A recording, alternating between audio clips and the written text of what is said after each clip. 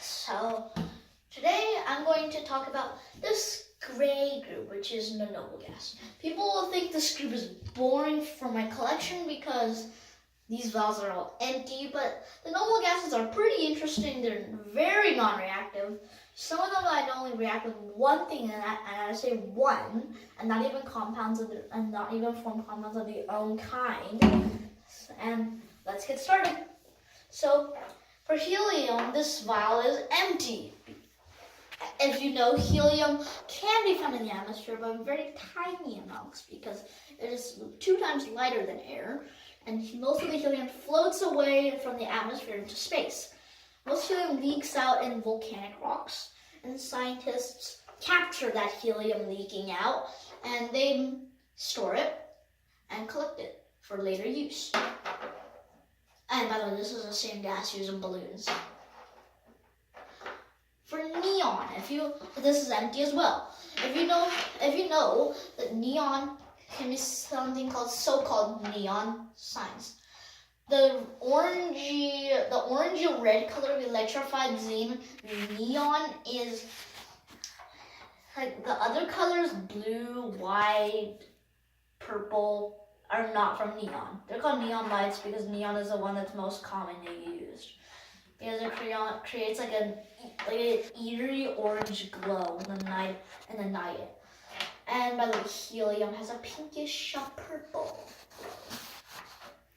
For argon, this is empty because 0.9% of the atmosphere is argon. And argon reacts with one thing and only one thing, and then it's not an atom of its own kind.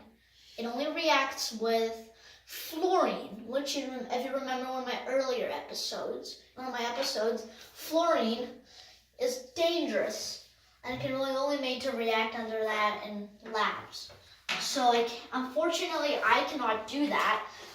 And argon creates also like a purplish glow, similar to helium, when it's electrified, of course. For krypton, this is also empty because krypton is only 0.0001% of the Earth's atmosphere. So considering that, it's pretty rare, it's pretty expensive, and it's pretty hard to harvest because krypton, I'm not sure, but krypton might give you headaches if you breathe in too much of this gas.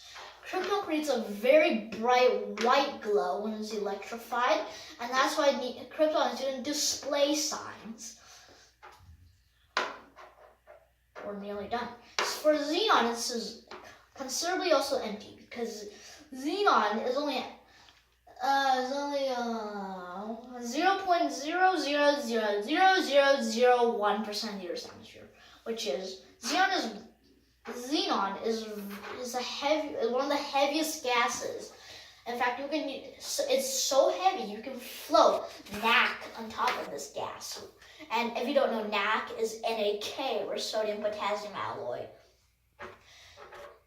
And xenon produces a blue glow when it's electrified. And this blue glow is the exhaust pattern from satellites and space probes like that. Radon, this is empty as well because radon can be found in very, very tiny amounts, about the same amount as krypton. If you watched my explanation on krypton, radon is dangerous. Radon is named radon because if you remember one of my first videos, radium decays to radon. So that's why radon sounds similar to radium. And I like it that way because it sounds similar, they decay from each other, and yes, radon is a radioactive gas that forms when other elements decay. So you can find this from granite deposits. They have amounts of radon in the granite coming out of the granite, and radon is very bad for your health. If you know, these gases will change your voice dramatically, and I mean dramatically, but no one knows what radon sounds like. Even if you had enough of it to alter your voice, the radiation will absolutely kill you because of how radioactive it is. And by the way, you won't live long enough to get cancer. And it's and it'll just burn your organs. It's terrible. So thank you for joining me, and we're looking for the next one about actinides. See you then.